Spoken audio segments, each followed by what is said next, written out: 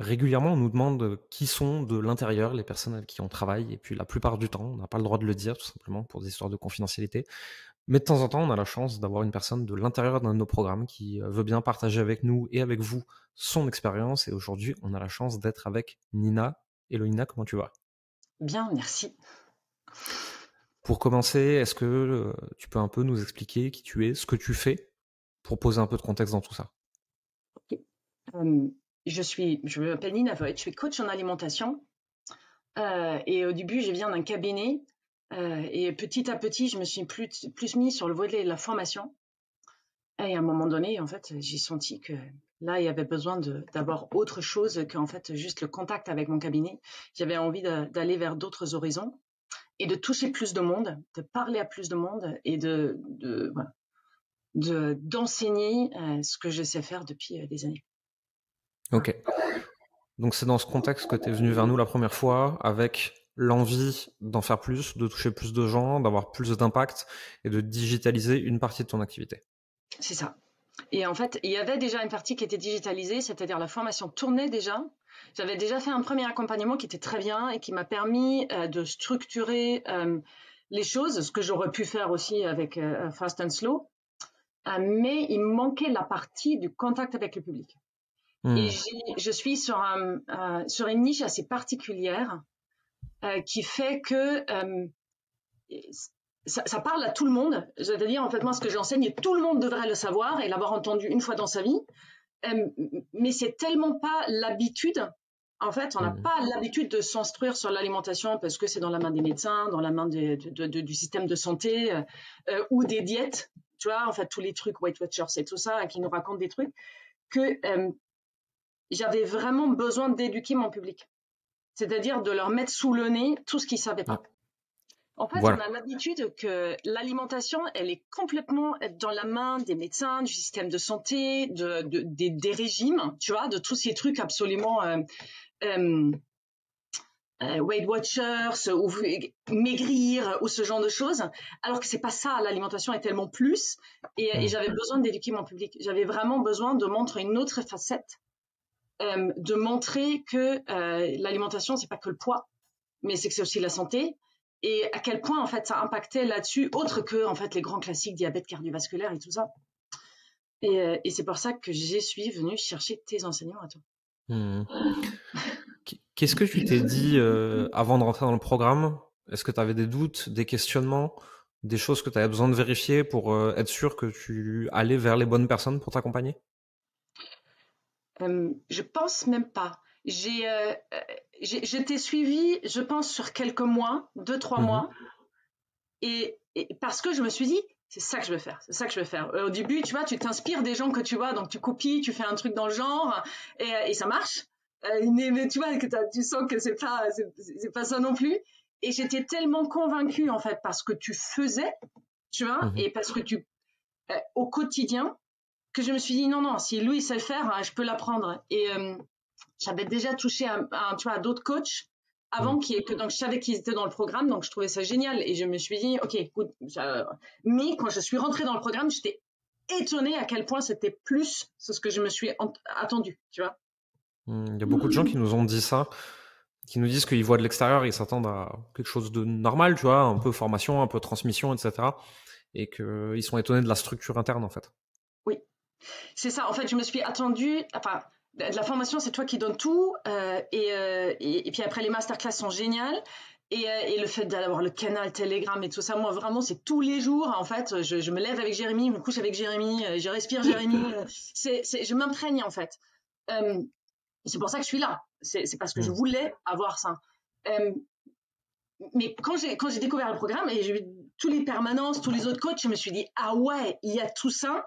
Et il y avait même un petit moment de déception. Quoi, il n'y a pas Jérémy tout le temps? C'est un peu ça, quoi, il y a d'autres. Comment ça? Euh, mais c'est tellement plus riche, en fait, d'avoir Mm. tous ces autres compétences, c'est juste incroyable, tu vois. C'est un truc, ça n'a pas été une transition facile pour nous de comment on passe de Jérémy qui délivre tout à Jérémy délivre là où il est le meilleur pour faire du Jérémy, mais en fait, on va mettre d'autres experts sur des choses où ils sont meilleurs que moi, en fait, au quotidien. Ça a été difficile de le faire et ça a été difficile de le transmettre à l'extérieur. Donc, moi, je trouve ça très cool que tu en parles. C'est un chemin de comment tu retires la figure publique de l'entrepreneur des endroits de l'intérieur où il n'est pas essentiel, tout Oui, en restant là où il est essentiel. Ça, c'est pas facile. oui, j'imagine. Et je trouve que Mais c'est enfin, plutôt réussi. En plus, je pense écoute. que je vais rentrer dans un moment où tu venais plus te retirer. Hmm, Et il y avait un moment, en tout cas, de restructuration pour toi. Et moi, je suis tombée dans ce trou et je me suis dit, bah non. Et là, c'est juste, je suis hyper contente, quoi. Enfin, c'est hmm, génial. Enfin, je veux dire, le suivi aussi tu vois, pour des, voilà, tu nous as même isolés dans un groupe où, voilà, où tu avais besoin de plus rentrer dans la matière hmm, avec une petite partie.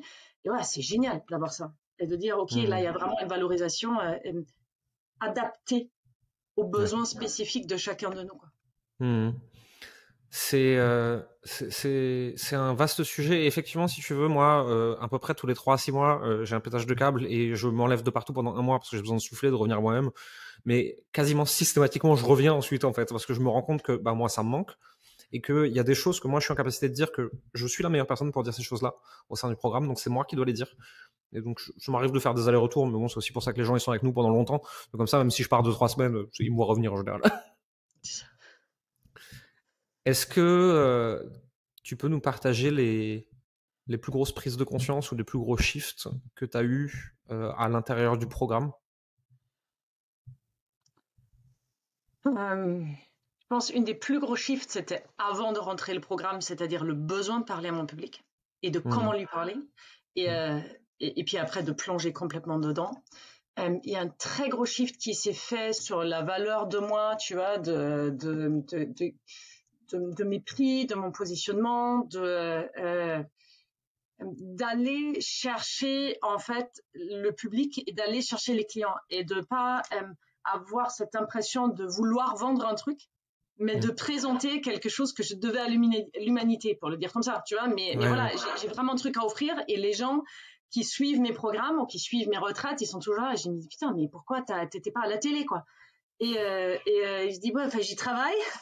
Et c'était vraiment ça. C'est un fait de se dire que j'ai le droit et j'ai le devoir Mmh, d'être présent pour les gens qui ont besoin de moi. Et que bah, des haters, t'en as partout. Et en fait, des gens qui ont un truc à dire, t'en as partout. Quoi que tu dises, il y a un truc. Et voilà. Et de relativiser tout ça, de relativiser aussi toute cette interaction avec le public qui, d'une certaine manière, je pense, me faisait peur avant. mmh. Parce qu'il y a toujours le risque de la critique. Tu vois, Ouais. et avec ce que j'ai fait, moi, je me heurte à beaucoup de choses. Tu vois, en fait, j'ai un peu le cul entre plein de chaises, en fait, entre la médecine, l'alimentation, la médecine chinoise, plein de choses. Et du coup, chacun trouve son petit truc à dire. Oui, non, mais en fait, t'es pas parfaitement ça, et t'es pas parfaitement ça. Voilà. Donc, j'avais beaucoup de difficultés à me positionner juste où moi je suis. Tu vois, pas où les Mmh, autres voudraient bien que je sois. Et ça m'a beaucoup aidé. Et le fait mmh, d'être tellement immergé dans les groupes, euh, je pense qu'en fait le groupe fait partie des grands leviers. mmh, Le fait d'être dans un contexte entrepreneur, ce que nous ne sommes pas au quotidien. mmh. Enfin, je veux dire, moi, j'ai personne qui est entrepreneur. Enfin, oui, j'ai 2, 3 thérapeutes dans mes copines, tu vois, mais je suis pas entourée d'entrepreneurs, quoi. Et c'est un autre monde. Et ma famille, c'est pas ce monde-là. Donc, en fait, je rentre dans ce monde et c'est très chouette. Et c'est extrêmement aidant. C'est vrai que l'environnement, c'est très important et je pense qu'on n'en parle pas assez au sein des programmes et des coachings en général. C'est à quel point être entouré de gens comme toi, dans la même quête que toi, avec les mêmes doutes que toi, les mêmes problématiques que toi, et aussi des gens un peu devant qui ont déjà passé ça, ça aide énormément en fait à progresser, mais même à se sentir moins seul au quotidien en fait. Oui. Ah oui, c'est clair.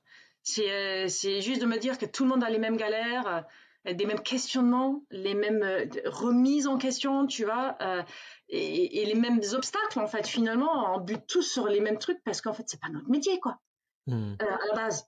On sait faire des choses, mais pas de reste. Et c'est reconfortant, en fait, de se sentir soutenu. Et puis après, l'ambiance qui est dans le groupe, je veux dire, avec la, le soutien mutuel de chacune de nous, de chacun de nous, parce qu'il y a quand même beaucoup de filles, il faut le dire,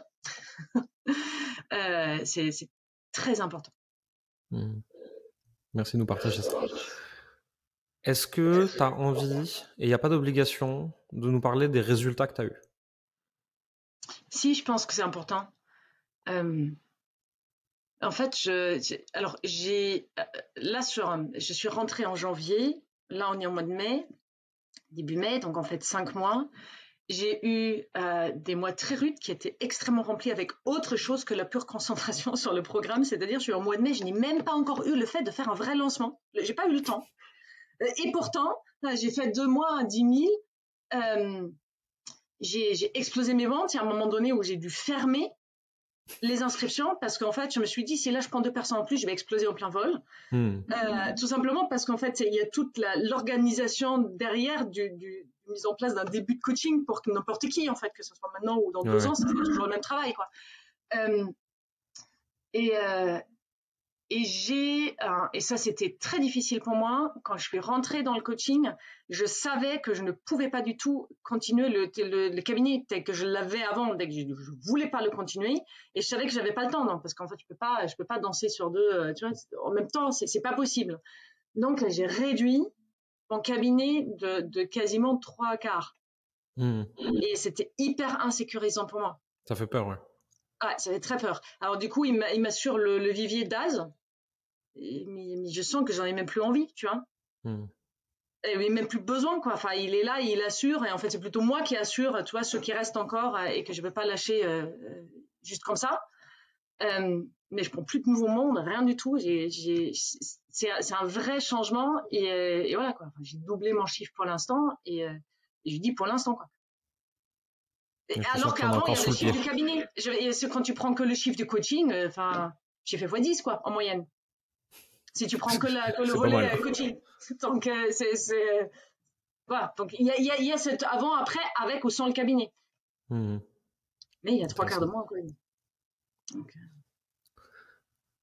Qu'est-ce que tu dirais à une personne qui aujourd'hui est à l'extérieur du programme, qui hésite, et c'est normal d'hésiter aujourd'hui, c'est normal de prendre le temps de la réflexion. Sur Internet, on voit de tout, on lit de tout, c'est difficile de faire la part des choses en plus. Toi qui as vécu l'accompagnement de l'intérieur, qu'est-ce que tu auras envie de dire à une personne qui est à l'extérieur et qui se pose ce genre de questions?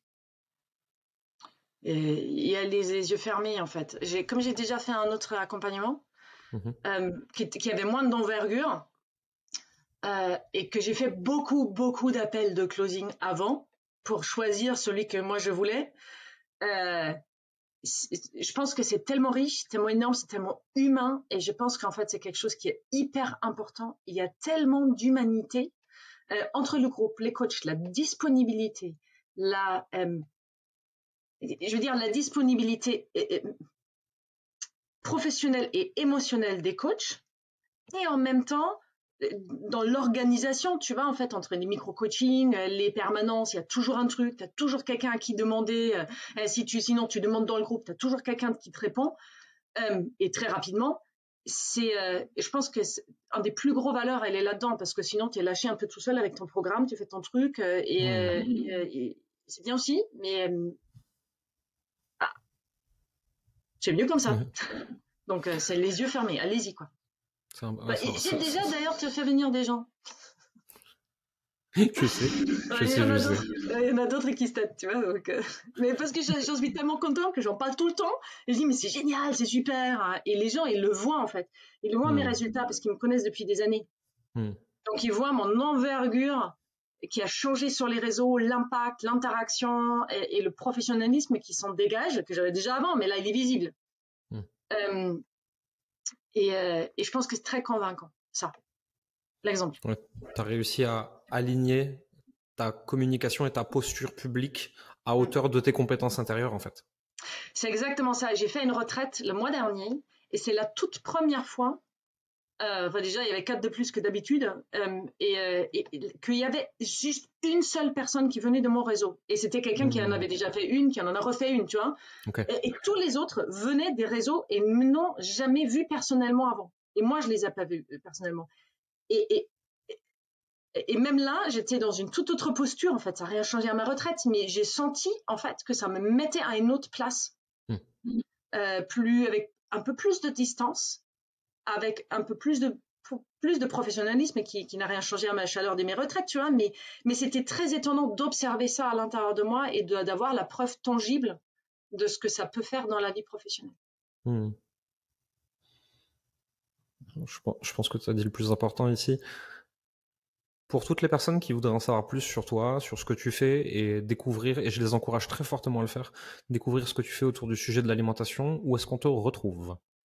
On me trouve sur Facebook et sur Insta et sur mon site, et c'est Du Bon Sens dans mon assiette, tout attaché sur les 3 réseaux. OK, bah, écoute, très bien. Pour tous ceux qui nous ont écoutés, filez voir ce qu'elle fait, ça vaut vraiment la peine. Nina, merci beaucoup pour ton temps et pour tes Merci, partages, c'est un plaisir. et pour les autres, à très bientôt. Merci.